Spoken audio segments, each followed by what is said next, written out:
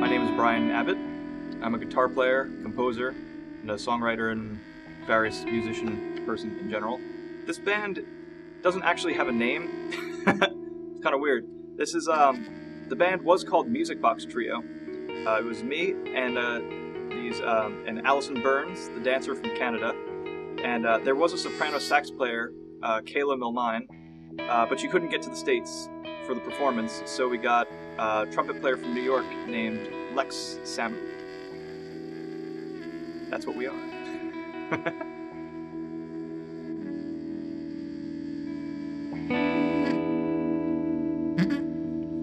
Avant-garde music is very strange.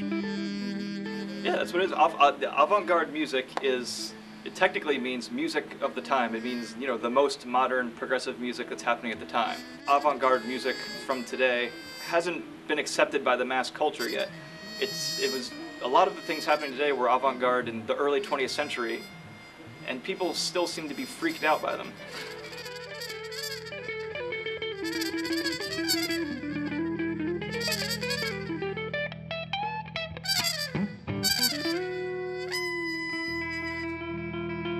This was a group that was attempting to synthesize dancing and music with no preconceived ideas. All the creating was happening right in the moment. We planned nothing out.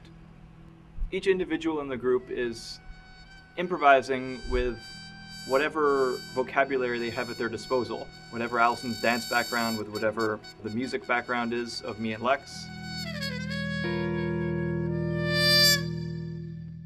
When you're playing freely improvised music, just like any other kind of music, you have to listen to what's going on. You have to react as quickly as possible, so you have to understand your instrument as well as you possibly can. So, when you're improvising, you also want to try your best to bypass conscious thought. Because once you start thinking about something, you're not going to really be in the moment anymore. You know, you're going to slow down, and you're not going to react to things as well, because you're intellectualizing it way too much.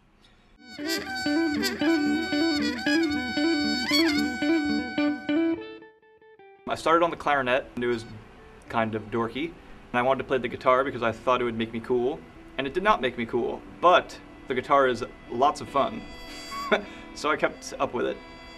I went to the Berklee College of Music, and while going through their library, which I would do very often, I sort of stumbled across more avant-garde jazz. So I was actually into avant-garde jazz before I was into traditional jazz. So I'm sort of working my way forwards and backwards at the same time, trying to learn the jazz tradition and to use the more modern jazz vocabularies.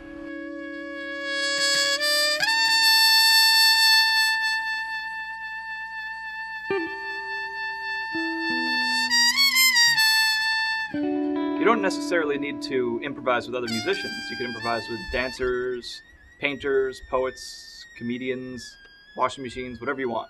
The guitarist Derek Bailey is quoted to have said that life is improvised, which is totally true. So Allison, the dancer, is listening to the music that we're making and reacting to it using her discipline, dance.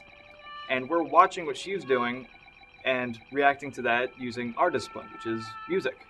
So you come up with some interesting ideas that you might not have normally come up with working interdisciplinary like that.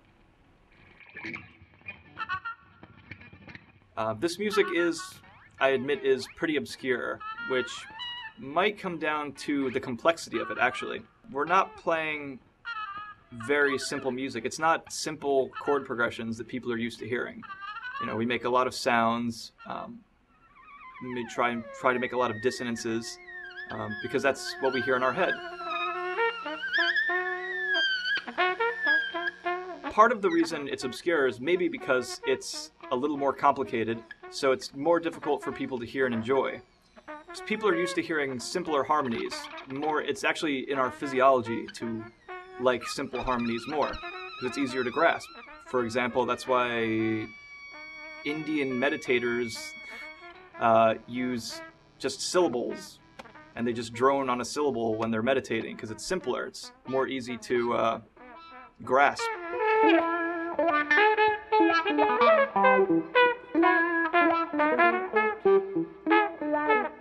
You know, it's easier to grasp than lots of dissonance. It's easier to focus on, and it's just easier. Better or worse, or good and bad, or none of that really exists in music. Music doesn't actually have any rules.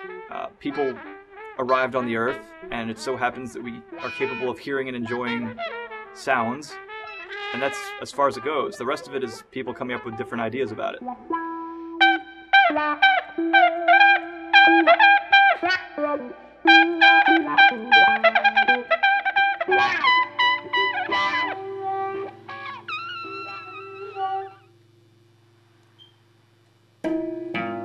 I do a lot of what's called prepared guitar, which is where you place objects on the strings to change the timbre of the instrument, to change the sounds of the individual notes.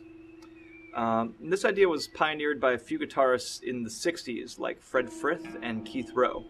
A very common thing to do is to try to make the guitar sound like a percussion instrument.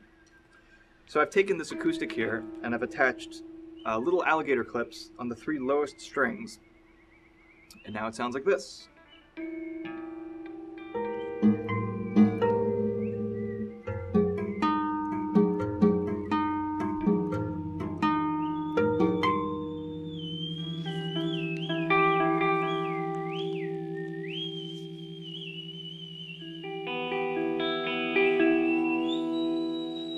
With this kind of music, I get different kinds of reactions.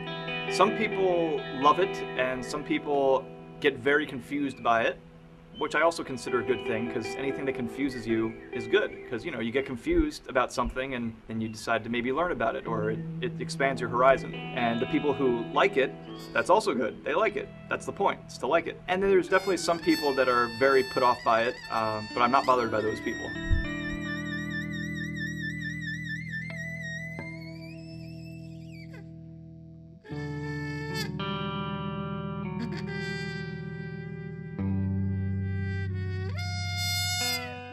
The guitarist Derek Bailey actually said that life is improvised, which is totally true.